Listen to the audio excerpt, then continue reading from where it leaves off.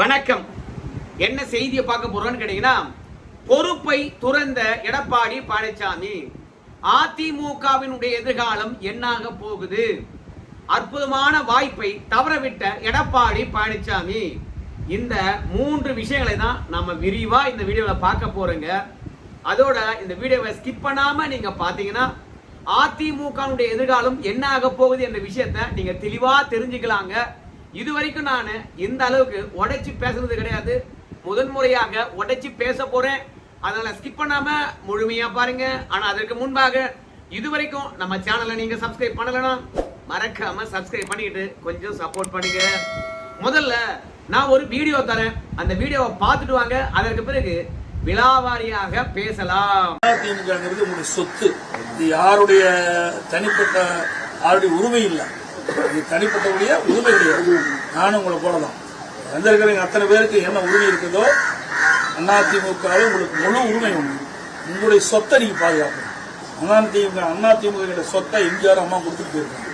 நம்ம அத்தனை பேரும் காத்து மக்களுக்கு நல்லது செய்யறதுக்காக இந்த இயக்கத்தை தோற்றுவித்த கட்சி அதிமுக கட்சி. குடும்ப கட்சி இல்ல, சினிமா கட்சி இல்ல, மக்களுக்காக உழைக்கின்ற கட்சி அதிமுக கட்சி என்று நீங்க நிரூபித்து காட்ட வேண்டும் என்று இருவரை வேண்டி கேட்டுக்கிறேன். எடப்பாடி பழனிசாமி அந்த வீடியோவில் பேசியிருப்பார். வீடு தேடி வந்து தொண்டர்கள் எடப்பாடி பழனிசாமிக்கு ஆதரவு தெரிவிக்கின்றார்கள். அப்படி ஆதரவு தெரிவித்தவர்கள் இடத்துல எடப்பாடி பழனிசாமி, இந்த கட்சி சினிமாக்காரன் கட்சி இல்ல, குடும்ப கட்சி அல்ல, இது மக்களுக்கு சேவையாற்றுகின்ற கட்சி. புரட்சி தலைவர் அம்மா கிட்ட கொடுத்தாங்க, அம்மா நம்ம கிட்ட கொடுத்துருக்காங்க. நீங்க தான் இந்த கட்சியை உழைத்து மக்களுக்கு சேவையாற்றுகின்ற அளவுக்கு வளர்த்தெடுக்கணும், ஆட்சி கட்டல்ல கொண்டு வரணும் அப்படின்னு சொல்லிட்டு, இந்த கட்சியில உங்களுக்கு என்ன பங்களிப்பு இருக்குதோ அதே பங்களிப்பு தான் எனக்கும் இருக்குது அப்படின்னு சொல்லிட்டு தலைவனாய் இருந்து கட்சியை வழிநடத்தக்கூடிய எடப்பாடி பழனிசாமி பொறுப்பை தூக்கி தொண்டர்கள் கிட்ட கொடுத்துட்டு நானும் ஒரு தொண்டன் தான் என்று கடந்து செல்ல பார்க்கின்றார். நாளைக்கு அதிமுக ஆட்சி கட்டல வந்துட்ட பிறகு எந்த தொண்டனை கூப்பிட்டு முதலமைச்சர் ஆக்க போற, இப்போ தொண்டன் எந்த அளவுக்கு உழைக்கிறானோ அந்த அளவுக்கு தான் நானும் உழைப்பேன் அப்படின்னு பொறுப்பை நீ துறந்துட்டு போற. அதிமுக என்பது தொண்டர்களுடைய கட்சி, இது உங்க கட்சி அப்படின்னு சொல்லும் போது அதே தொண்டர்களை முதலமைச்சர் ஆக்கி அழகு பார்ப்பாயா? அதனால ஒரு தலைவன் என்கின்ற பொழுது என்ன சொல்லணும், உங்களை விட நான் 100 மடங்கு உழைப்பேன், நீங்க அதுல 5 மடங்காவது உழைச்சே ஆகணும். ஏன்னா கூட்டு முயற்சி இல்லை என்றால் ஒன்னும் பண்ண முடியாது. என்ன உங்க ஊருக்கு கூப்பிடு, நான் வந்து பேசுறேன். அதிமுக எதற்காக வேண்டும் என்பதை மீண்டும் ஊர் ஊரா வந்து நான் பேசுறேன். என்ன கூப்பிடு, நீ மாவட்டமா, உன் மாவட்டத்தில் என்ன கூப்பிடு, நான் வந்து பேசுறேன். எப்பொழுது வேண்டுமானாலும் சரி அதிமுக வளர்ச்சிக்கு நீ வேலை பார்த்தினா அதுல என்னுடைய பங்களிப்பு இருக்கும், 100% இருக்கும். நீ என்ன உதவி கேட்டாலும் சரி அந்த உதவியை செய்ய நான் தயாரா இருக்கிறேன். உங்களுக்கு முழு சுதந்திரம் தரேன், கட்சியில இன்னும் நிறைய பேரை சேருங்க அப்படின்னு எடப்பாடி பழனிசாமி தனக்கு இருக்கின்ற பொறுப்பை உணர்ந்திருக்க வேண்டும். ஆனா தோல்விக்கு பிறகு தன்னுடைய பொறுப்பை தொண்டர்கள் மீது சுமத்தி விட்டு அந்த பொறுப்பிலிருந்து விலகி நிற்கலாம் என்று பார்க்கின்றார். ஏன்பா உங்ககிட்ட தான் நான் பேசணும்ல, இது உங்க கட்சி, நீங்க காப்பாத்தியே ஆக வேண்டும். எம்ஜிஆரும் அம்மாவும் உங்களை நம்பிதான் விட்டு போயிருக்காங்க அப்படின்னு சொல்லும் பொழுது நாளைக்கு ஏதாவது ஒண்ணு கட்சிக்கு ஆச்சுன்னா, ஏன்பா தொண்டர்கள் கட்சிப்பா, அவங்களுக்கு இருக்கின்ற பொறுப்பு தான் எனக்கு இருந்ததுப்பா அப்படின்னு சொல்லிட்டு நழுவிடலாம் அப்படின்னு நினைக்கின்றார். ஆனா அதிமுக ஆட்சி போய் கிட்டத்தட்ட 6 ஆண்டு காலம் ஆகி போய் விட்டது. இது 6 ஆண்டு காலத்துக்கு முன்பாக சொல்லி இருந்தனா பரவாயில்ல, கட்சியில யார் வந்தாலும் சரி சேர்க்க மாட்டேன், கட்சிக்கு துரோகம் பண்ணிட்டான், அவன் பி டீம், அவன் ஸ்லீப்பர் செல்லு, இப்படியே சொல்லி சொல்லி அதிமுகவில் இருந்த ஆளுமைகளை அத்தனை பேரையும் வெளியேற்றினது யாரு? நம்ம எடப்பாடி பழனிசாமி தானுங்க. ஏன்பா அவனுங்க எல்லாம் துரோக வேலை பார்த்தானுங்க இல்லையா? பார்த்தானுங்க. அவங்க மனம் திரும்பி வந்தாங்களா இல்லையா? மனம் திருந்தி வந்தாங்களா இல்ல மனதுக்குள்ள ஒண்ணு வச்சுக்கிட்டு வந்தாங்களான்னு தெரியாது. ஆனா கட்சிக்கு வந்த பிறகு ஸ்லீப்பர் செல்லாவே இருந்தாலும் அதை விட்டுட்டு கட்சிக்காக உழைக்கின்ற எண்ணத்தை உருவாக்க வேண்டியது தலைவனுடைய பொறுப்பு. தலைவனுக்கு தான் எல்லா பொறுப்பும் உண்டு, தலைவனுக்கு தான் எல்லா தகுதியும் உண்டு, தலைவனுக்கு தான் எல்லா வியூகத்தையும் வகுக்கக்கூடிய ஆற்றல் இருக்கிறது. அப்படி இருந்தா தானே தலைவன். மற்ற கட்சியில அப்படித்தானே இருப்பதாக காட்டுறாங்க. நீங்க மட்டும் என்னாங்க அவன் ஸ்லீப்பர் செல்லு அப்படின்னு சொல்லிவிட்டு அவனெல்லாம் அனுப்பிட்டு ஈஸியா கடந்து விட்டு அவன் ஒரு கட்சியில போய் அமைச்சராகவும் சபாநாயகராகவும் எம்எல்ஏவாகவும் அதிமுக காரன் உயர்ந்து நிக்கிறான். ஆனா அவன்லாம் இருந்திருந்தான்னு வச்சுங்களேன், இந்நேரம் வைத்திலிங்கம் அவர்கள் சொன்ன மாதிரியே வந்து அதிமுக ஆளுங்கட்சியா வந்திருக்கும் போல இருக்குது. அதனால ஆரம்பத்துல ஒரு கசப்பு இருக்கலாம். அதற்கு பிறகு அவங்களை எல்லாம் இணைக்கணும்னு சொல்லிட்டு முயற்சி எடுக்கின்ற போது நீங்க கட்சிக்கு வரீங்க, இந்த கண்டிஷனை நீங்க ஏற்றுக்கொள்ளணும். இந்த கண்டிஷனை ஏற்றுக்கொண்டீர்கள் என்றால் நீங்க கட்சியில இணையலாம் அப்படின்னு ஏதாவது ஒரு நிபந்தனையின் அடிப்படையில அவங்க கட்சியில சேர்த்திருக்கலாம். பிறகு கட்சியில அவங்களுடைய செயல்பாடை பார்த்த பிறகு அவங்களுக்கு பொறுப்பு வழங்கலாம். பொறுப்பு வழங்கவில்லை என்றாலும் கூட அதுக்கப்புறம் தேர்தலில் கூட டிக்கெட் கொடுத்துருக்கலாம், எப்படி வேணாலும் பண்ணிக்கலாங்க. புரியுதுங்களா? இல்ல கட்சிக்குள்ள வந்த பிறகு பழையபடியே அவங்க வந்து எடப்பாடி பழனிசாமிக்கு எதிராக செயல்படுறாங்கன்னா அப்போ எல்லோர் மத்தியிலும் சரி பகிங்கரமாக பாருங்க, இவங்களெல்லாம் அரவணைத்தாதான் கட்சி வெற்றி பெறும் சொன்னீங்க, கடைசியில கால வாட்டாங்க பாத்தீங்களா? அதனால்தான் நான் ஆரம்பத்திலே வேணான்னு சொன்னேன் அப்படின்னு சொல்லிட்டு பப்ளிக்கே பேசலாம். ஏன்னா இதுதான் தொண்டர்களுடைய கட்சி இல்ல, தொண்டர்களுக்கு தானே அதிகாரம் இருக்குது. அன்னைக்கு இவங்க துரோகி என்பதை அடையாளப்படுத்தினா தொண்டர்களே ஏற்றுக்கொண்டிருப்பார்கள். இன்னைக்கு எடப்பாடி பழனிசாமி யாரையும் அரவணைக்காத காரணத்தினால தான் தோல்வியை நோக்கி போச்சு அதிமுக. இன்னைக்கு அணி அணியாக அடுத்த கட்சியில் போய் இணைறாங்கன்னா அரவணைக்கின்ற தன்மை இல்லை அப்படின்னு எல்லாரும் சொல்றாங்க. அதனால்தான் உங்க எல்லாருக்கும் தெரியும், புதிய தலைமுறையில எடப்பாடி பழனிசாமி கட்சி வளர்க்க என்ன பண்ண போறாரு அப்படின்னு ஒரு விவாத நிகழ்ச்சி வச்சாங்க. அதுல ஒரு நெறியாளர் பேசினாரு. நெறியாளர் என்பதை விட ஒரு அரசியல் விமர்சகர் பேசினாரு. எடப்பாடி பழனிசாமி ஒவ்வொரு மாவட்டத்துக்கும் 3 நாள் செலவழிச்சார் என்றால் நிச்சயமாக அந்த கட்சி எழுந்து வரும், அப்படி இல்லை என்றால் நிச்சயமா அதிமுக எழுந்து வர வாய்ப்பே இல்லை அப்படின்னு அழுத்தம் திருத்தமா சொன்னார். தொண்டர்கள் சந்திக்க வந்தாங்கன்னா நீங்க போங்க, உங்க ஊர்ல விழாவை ஏற்பாடு பண்ணுங்க, என்ன கூப்பிடுங்க, ஆலோசனை கூட்டத்தை உங்க ஊர்ல போடுங்க, நான் வரேங்க, யார் யார் கட்சிக்காரங்கிறாங்களோ அத்தனை பேரும் திரட்டுங்க அப்படின்னு சொன்னா எவ்வளவு ஊக்கம் இருக்கும். சின்ன சின்ன கிராமத்துக்கு கூட எடப்பாடி பழனிசாமி வரேன்னு சொன்னாருப்பா அப்படின்னு சொல்லிட்டு எவ்வளவு உற்சாகமா வேலை பார்க்க மாட்டாங்க. பொதுச் செயலாளரை பார்த்தா எங்க ஊருக்கு வரேன்னு சொன்னாருடா, எப்படி இருக்கும்? இத எந்த கட்சியாலும் செஞ்சிருக்காங்களா அப்படின்னு கேப்ப ஜெயலலிதாவே செஞ்சிருக்கிறாங்க. ஒரு வாகனத்துல ஏறிக்கின்னு தேர்தல் இல்லாத தருணத்துல ஊர் ஊரா போய் அதிமுக கொடியை ஏத்திக்கிட்டு எம்ஜிஆர் புகழ பாடிக்கிட்டே போனாங்க. சின்ன வயசா இருக்கும் ஜெயலலிதா அவர்கள் வாகனத்துல வந்து பிரச்சாரம் பண்ணதை நான் 2 முறை பார்த்திருக்கேன் எங்க ஊர்லயே. அதனால சும்மானா வந்து எடப்பாடி பழனிசாமியை பொறுப்பை தூக்கி எல்லார்கிட்டையும் கொடுத்துட்டு தான் தப்பிக்க கூடாது, என்னப்பா ஏதோ நல்ல வாய்ப்பை தவற விட்டுட்டாரு அப்படின்னு சொல்லுகின்ற போது என்னங்க, இந்த தவேக அரசாங்கமானது விவசாயிகளுக்கான கடனை முழுமையா தள்ளுபடி பண்ணலங்க. இப்ப எடப்பாடி பழனிசாமி என்ன பண்ணிருக்கணும்? நான் ஒரு விவசாயிங்க, விவசாயிக்கு ஏதாவது ஒன்று நடந்ததுன்னா களத்துக்கு நான் வந்துருங்க, எல்லா கடனும் தள்ளுபடி பண்ற வரைக்கும் நான் களத்தை விட்டு போக மாட்டேங்க, களத்துல இன்னும் போராடுங்க, என்ன சிறையில தூக்கி போடுங்க, நான் விவசாயிகளுக்காக சிறையில போறதுக்கு தயாரா இருக்கிறேங்க. விவசாயியா இருந்துகிட்டு விவசாயிகளுக்காக நான் களத்துக்கு வரலன்னா எப்பங்க நான் வர்றது? அதனால விவசாயிகளுக்கு நியாயம் கிடைக்கணுங்க.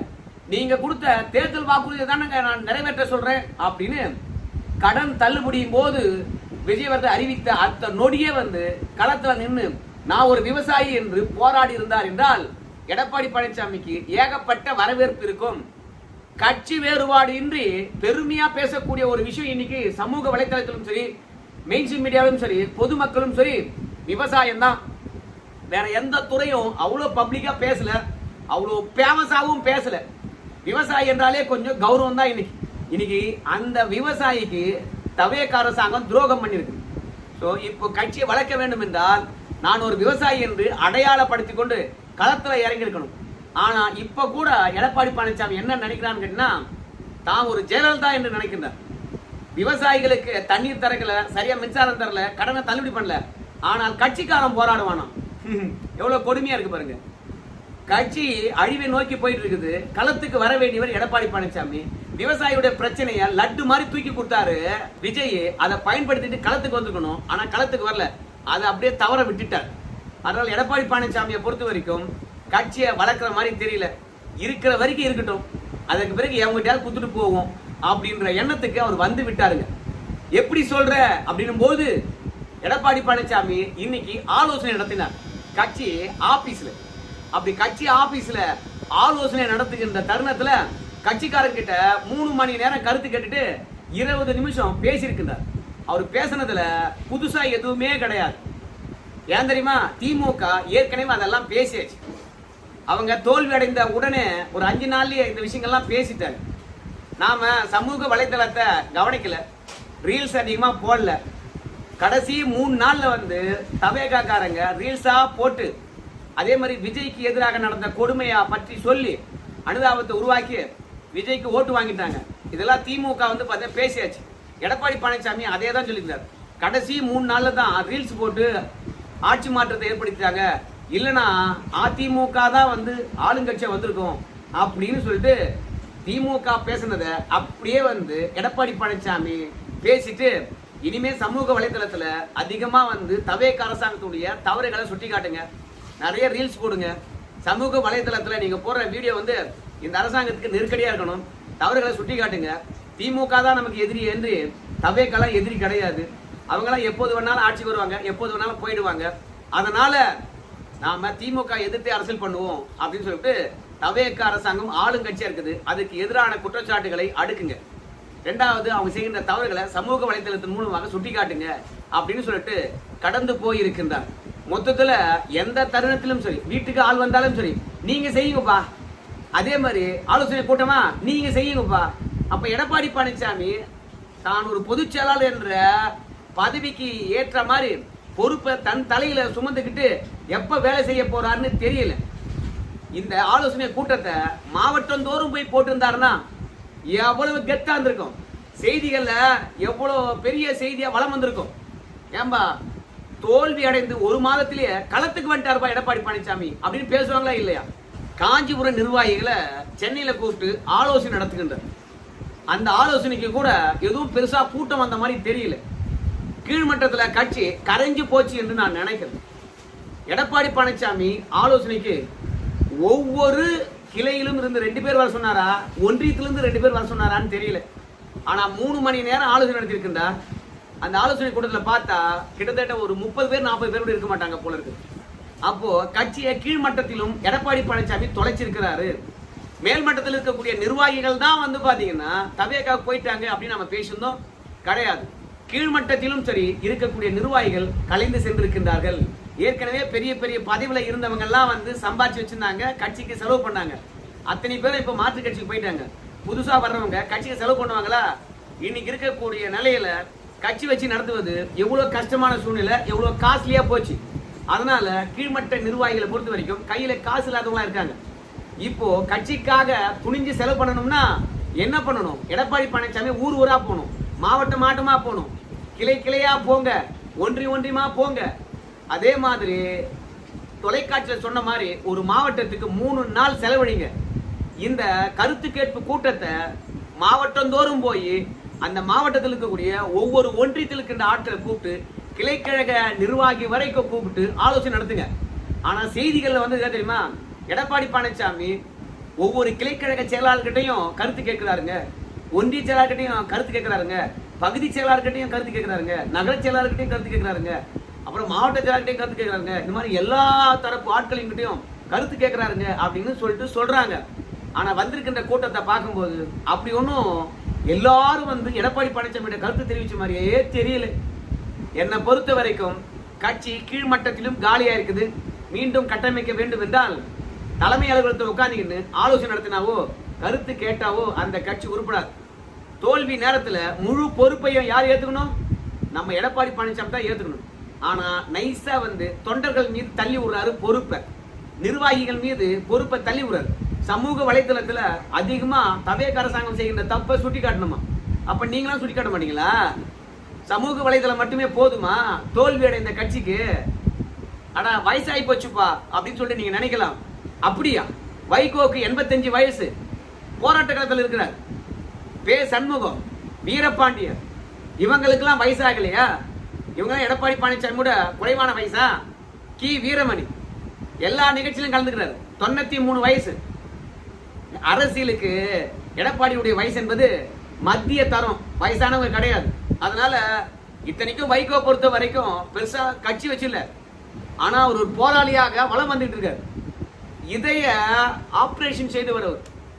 அந்த அளவுக்கு கடுமையான உடல் உபாதைகள் வச்சுக்கிட்டு களத்தில் இறங்கி போராடுறாரு. எடப்பாடி பழனிசாமி வயசாகி போச்சுன்னு வீட்டிலேயே இருப்பாராம்.